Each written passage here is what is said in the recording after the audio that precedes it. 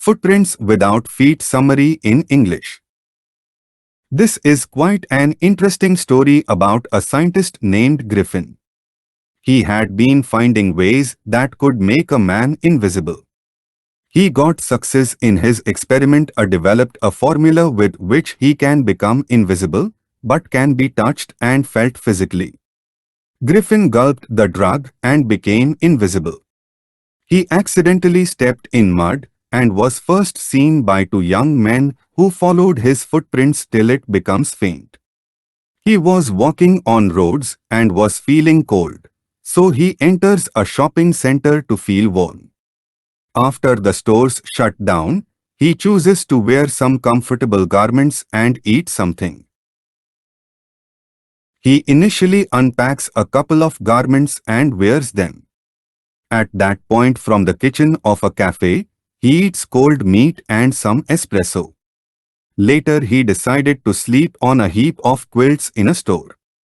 The next morning before he wakes up, some store associates had started following him.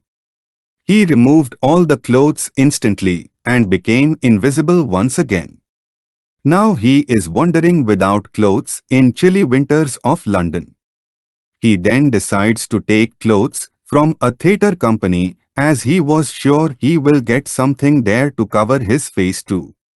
He has stolen dull glasses, bogus nose, and a hat and some bandages for covering his face. Then he goes to a shopkeeper's place and stole all his money. Soon he realizes London is quite a busy place to live like this, so he thought of moving to the Iping village. He booked 2 rooms in a hotel in the village and reached there. It is quite unusual for the villagers that an outsider with such a peculiar appearance has come to stay at a hotel throughout winter.